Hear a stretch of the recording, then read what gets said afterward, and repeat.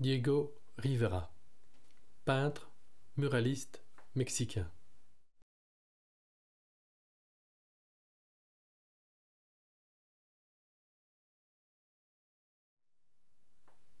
La véritable civilisation sera l'harmonie des hommes avec la terre et des hommes entre eux.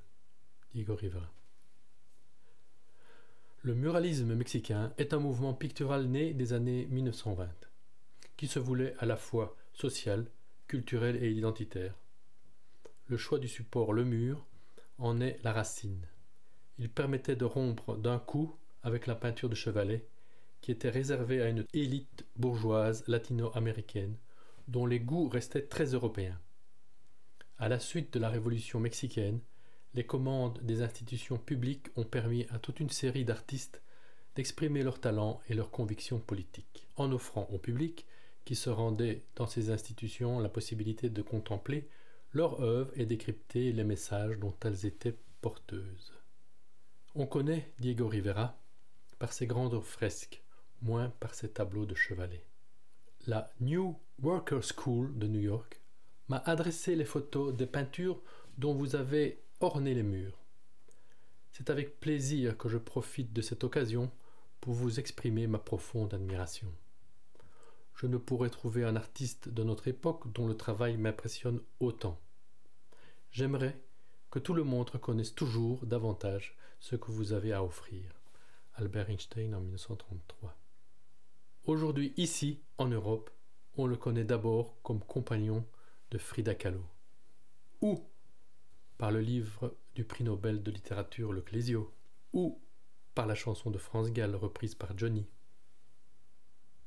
Œuvre gigantesque, très complexe à circonscrire. Trop de choses à dire. Plantons le décor. Diego Rivera, né en décembre 1886 et mort en novembre 1957 au Mexique. Son jumeau décède à l'âge de 1 an et demi. Il est de santé très fragile. Il est envoyé à la campagne et revient très costaud. Chaque année, Diego Rivera fait l'objet d'un culte à la fête des morts. C'est pour vous dire que les images peintes sont encore très prégnantes au Mexique. Tout le monde qui se déplace vers ses fresques est subjugué par son travail. Les dimensions imposantes, un nombre considérable de figurants, une surabondance de détails historiques, culturels et d'événements, des rapports à l'architecture, plein d'inscriptions, beaucoup de choses à lire et à mieux comprendre. 4200 mètres carrés de fresques peintes durant sa vie.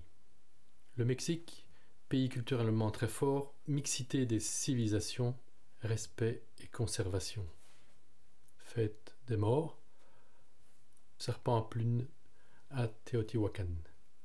Le marché, El Tianguis del Chopo au Mexico.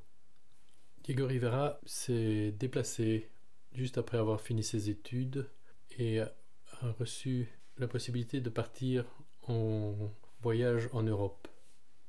Il a visité l'Italie et c'est là qu'il décide de pratiquer la fresque. On peut apercevoir des similitudes de questionnement sur la perspective ou la mise en page ou la mise en étage, l'addition des corps. En Espagne, et particulièrement avec les tableaux de El Greco, où là aussi on peut voir des similitudes dans la structure ou les visages rapprochés, ou alors on peut percevoir que des œuvres on peut en comparer, sans trahir leur importance. Ici avec Giotto, ou ici avec Lorenzetti, les effets du bon gouvernement. Même titre pour les deux fresques. Et aussi, ici, on peut faire un rapprochement avec la distribution des terres et le jugement dernier d'Andrei Roublev. On peut parler maintenant de ses amitiés. Au Mexique, il gardait beaucoup d'amitiés avec différentes personnes, à travers les pays et les continents. On peut voir ici avec Trotsky et Breton, mais aussi au Mexique avec ses 3 amis muralistes mexicains. Ils n'ont pas toujours été très proches, il y avait pas mal de concurrence entre eux. Maintenant, je voudrais parler de la fresque. Ma possibilité m'a porté vers la peinture monumentale pratiquement dès mes débuts, et j'ai donc dû trouver une technique différente de la peinture à l'huile. Je n'ai jamais cru que la peinture murale devait avoir une caractéristique de conserver la surface plane du mur. La peinture monumentale ne vise pas à orner, mais à prolonger la vie de l'architecture au-delà de l'espace et du temps. Bien sûr, cela n'est pas possible si sa racine ne pénètre pas profondément l'architecture. Diego Rivera. La fresque, on pourrait donner comme définition que c'est une application de pigments sur un enduit frais. Toutes les bonnes fresques ont cette structure murale. Le mur, un arriccio qui est une structure pour tenir ensuite l'intonaco. Et puis là, on dépose sur cette intonaco qui est très lisse un pigment juste badigeonné à l'eau. Ensuite, il y a une production chimique qui s'appelle le calcin qui vient se déposer devant. Deux grandes particularités. La fresque doit être divisée en giornata puisque c'est un enduit frais. Et pas de repentir parce que c'est un enduit qui fixe les pigments. Là maintenant, on peut voir une étude sur papier préparatoire à une fresque. Ensuite, report sur le mur, dessin 1-1 sur le mur, un dessin sur l'intonaco directement avant la peinture. Et ici, on peut voir les giornata. Et ici, on peut s'apercevoir le clin d'œil du fresquiste fresqué. Diego Rivera devant la photo de la fresque démolie qu'il projette de repeindre à Mexico, en y ajoutant quelques éléments. Je vais d'abord plonger dans une œuvre immense et complexe, et ainsi nous donnera le ton. Le secrétariat de l'éducation publique à Mexico. Il y a 2 cours entourés de bâtiments, 3 niveaux à chacune des cours et des cages d'escalier pour les distribuer. Tout ça peint par Diego Rivera. 1500 m². Toute l'histoire du Mexique rassemblée. Du préhispanique, en passant par l'invasion espagnole, jusqu'à là où les révolutions mexicaines, la révolution communiste et le début du XXe par l'industrialisation et toutes les questions agraires. Un art qui met en son cœur la révolution, parce que l'intérêt principal d'un travailleur doit être le premier élément qui soit développé. Il faut que celui-ci rencontre une satisfaction esthétique et le plus grand plaisir en lien avec ce qui compte dans sa vie. Diego Rivera. Plusieurs mois avant de commencer à travailler dans ce bâtiment gouvernemental, j'ai sillonné le pays en quête de matériel. Je souhaitais avant tout saisir des images pures. Fidèle à la réalité de mon peuple, je voulais que ma peinture reflète ma vision de la société mexicaine et que les gens reconnaissent en elle une vision d'avenir. Très difficile et compliqué de regarder convenablement les fresques parce qu'en général, très peu de recul. Plus vous vous approchez et plus c'est haut. La majeure partie des fresques sont additionnées en dessous de fresques faux bas-reliefs, accentuant le sentiment de surcharge et donnant, s'il en fallait, d'autres informations de précision historique. J'ai pu me rendre compte moi-même. J'ai pu me rendre compte que ces fresques étaient prises comme vérité, que c'est elles qui donnent les indications pour les générations futures. En effet, j'étais devant une fresque quand toute une école, accompagnée de leurs professeurs, sont venus devant et le professeur a commencé à indiquer toutes les parties de la fresque en donnant comme vérité ce qui était représenté. Et aussi, je voudrais vous montrer une fresque plus petite et qui est très belle, beaucoup plus à l'échelle humaine, et c'est celle de Cuernavaca. Tous les thèmes principaux y sont représentés, les conquistadors, les ouvriers agricoles, le révolutionnaire mexicain Zapata, la nature, le travail, les luttes. C'est vraiment très imposant et très beau parce que en plus c'est devant une grande partie ouverte donnant accès à l'extérieur, donc la lumière est entièrement naturelle. Je voulais aussi mieux comprendre pourquoi l'œuvre de Diego Rivera est difficile aujourd'hui. Je pense que, mis à part le défaut d'être surchargé, nous sommes frileux de regarder des arts qui ont un adjectif accolé comme militant, engagé ou de propagande.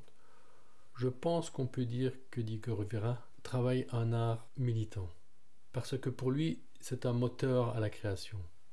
Tout est militant chez lui. Lorsqu'il s'empare d'un thème, il devient militant. Politique, historique, agraire, ouvrier, religieux, médical ou même l'eau. Un art engagé. On peut dire que Picasso, lui, était engagé, mais pas militant. Engagé parce que une œuvre ou une série d'œuvres s'exprimait autour d'un thème ou d'un questionnement. 40. On peut dire aussi que Goya est engagé. Par contre, il y a aussi l'art de propagande. On ne peut pas dire que les peintures de Rivera aient été de propagande, parce que jamais en arrière de l'idée qu'il défendait. Certainement pas comme Leni Riefenstahl, ou que certains futuristes italiens. Dessin préparatoire pour le thème proposé par les Rockefeller. L'homme au croisement des chemins, regardant avec espoir et d'une façon éclairée vers le choix d'un avenir meilleur et novateur. Quand Rockefeller décida de décorer de peinture les murs du vestibule de son nouvel immeuble, il voulut embaucher les meilleurs artistes. Il choisit Picasso, Matisse et moi-même. Mais il commença à nous faire entrer dans nos fonctions par la pire manière qui soit, en faisant appel à l'architecte de l'immeuble. Rivera. Picasso et Matisse ont refusé le travail et c'est Rivera qui le prend, un peu poussé par ses amis. Ici, nous voyons la fameuse photo prise lors de la construction du bâtiment. Nous sommes en 1931, juste après le crash boursier. Le président des États-Unis demande aux grosses fortunes d'investir et encore investir pour faire travailler le monde. Rockefeller voudra la plus grande salle de spectacle et donc demande aux meilleurs artistes de travailler dedans. Diego Rivera y travaille 2 mois non-stop comme à son habitude. 2 mois sans que Rockefeller ne croise Rivera. Ils ne se sont jamais vus. Rivera va donner une interview à un journaliste qui l'interroge quant à la représentation de Lénine dans sa peinture. Rivera répond, conscient qu'il va à l'encontre de l'opinion publique américaine. Tant que l'Union soviétique existera, le fascisme nazi ne sera jamais sûr de sa survie. Si les États-Unis souhaitent préserver la démocratie, ils doivent s'allier à l'Union soviétique contre le fascisme. Et puisque Lénine est l'éminent pré-fondateur de l'Union soviétique et aussi le premier et altruiste théoricien du communisme moderne, je l'ai représenté comme l'instrument d'une alliance inévitable entre les Russes et les Américains. Les gens qui me commandèrent ce travail à Radio City connaissaient très bien mes tendances artistiques ainsi que mes opinions politiques et sociales. Le cas de la fresque de Détroit venait de me servir et a éclairé les réactions aux États-Unis. On insista beaucoup pour que j'accepte ce travail, ce que je finis par faire, à condition qu'on me laisse l'entière liberté de peindre à ma guise. Mon interprétation du thème choisi et mes esquisses pour la peinture furent discutées et puis approuvées. Au printemps 1933, alors que la bataille bat son plein, Rivera donne sa vision des faits au micro d'une petite radio new-yorkaise. Dans un élan universaliste, il soulève la question fondamentale de la propriété des œuvres d'art. Si un millionnaire achète la chapelle Sixtine qui contient les travaux de Michelangelo, ce millionnaire a-t-il le droit de détruire la chapelle Sixtine ? Dans la création humaine, il y a des choses qui appartiennent à l'humanité tout entière, et aucun propriétaire individuel ne devrait avoir le droit de détruire ou de garder une œuvre d'art pour lui seul ou pour son seul plaisir. En 1934, malgré les contestations de tous bords, la fresque est détruite. Rivera reprend la fresque et la complète l'année suivante, à Mexico, dans le Palais des Beaux-Arts. Comme un pied de nez, du côté gauche, la débauche, il place le portrait du fils Rockefeller avec un martini à la main. Le mur que m'offrit l'école des Beaux-Arts avait à peine 36 mètres carrés. Il ne correspondait pas exactement à mon projet. Une union dynamique de techniciens, urbanistes et artistes qui travaillent dans l'unité pour créer un édifice moderne. Fresque utilisant des symboles, mais aussi mettant l'homme au centre. Elle est très chargée, à la limite de l'illustration par moments. Des compositions très complexes, voulant aborder tous les sujets, certainement militantes, et donnant des réponses aux questions de son temps. Le rapport à l'architecture est toujours primordial. Une véritable fresque est une construction de formes et de couleurs qui doit fonctionner en totale harmonie avec l'édifice qui l'accueille. Alors que les bâtiments urbains seront toujours les plus grands pour abriter les activités d'hommes toujours plus nombreux, la peinture et la sculpture seront toujours plus utiles pour le plaisir esthétique, le développement de la sensibilité et d'une capacité supérieure à la joie pour la collectivité humaine, dit Hugo Rivera. Et ici, la fresque à San Francisco, il questionne l'architecture, divise la surface par un échafaudage en trompe-l'œil et en incorporant l'escalier, le vrai escalier. Ce qui nous apparaît comme monolithique, c'est-à-dire que nous pensons connaître Rivera parce que nous amalgamons ses grandes figures imposantes et sa multitude de visages comme étant une constante, ou que sa représentation schématique de l'être humain est à l'efficacité du sujet ce que l'illustration est au récit. Regardons, il y a une vraie pilastre à gauche et à droite en pierre. Mais Rivera les poursuit pour placer des personnages devant, en trompe-l'œil. Regardez aussi où il a placé l'interrupteur. Ici, on peut voir le jeu avec les arcades dupliquées, arcades de porte et arcades peintes. Les fresques extraordinaires de Rivera, à mon avis. Lorsqu'on isole des fresques ou des parties, nous nous apercevons que la quantité et la qualité de construction de la structure, des couleurs, des jeux de perspective, des combinaisons de plans rapprochés et lointains, des jeux graphiques, des rapports entre abstraction et réalisme, des lignes de force, droites et courbes, des ouvertures permettant des lectures plus affinées,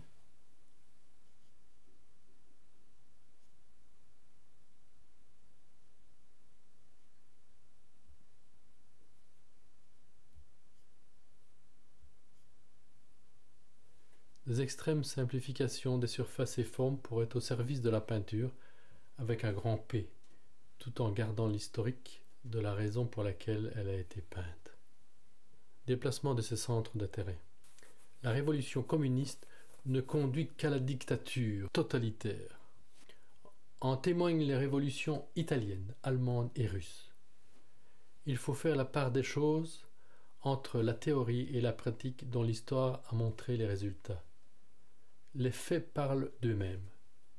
La principale différence qui existe entre une dictature et une autre est la suivante. Mussolini possède à son actif 2000 exécutions et 14 000 prisonniers. Hitler, 1 million d'exécutions et 3 millions de prisonniers. Staline, qui rend public ses comptes, 2,7 millions d'exécutions et 6 millions de prisonniers. Plus 5 millions de paysans qui ont dû payer de leur vie la remise à niveau nécessaire à l'économie agricole du pays. Faut-il encore d'autres preuves pour démontrer que la démocratie est la seule et unique chemin? Septembre 1940. Regardons plus précisément les visages. Comment les traite-t-il au fur et à mesure des 30 ans de fresques? Regardez bien les visages.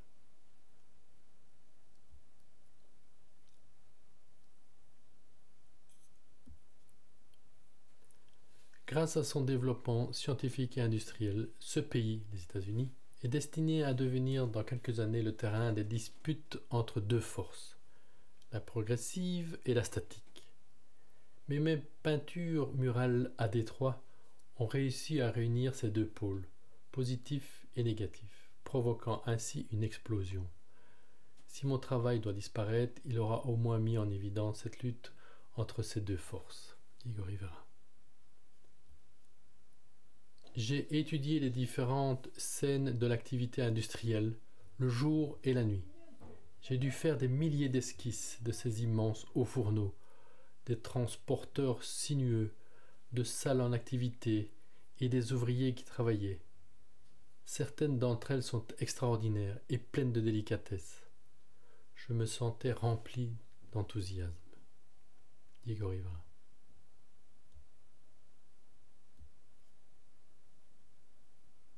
Regardez toujours les visages.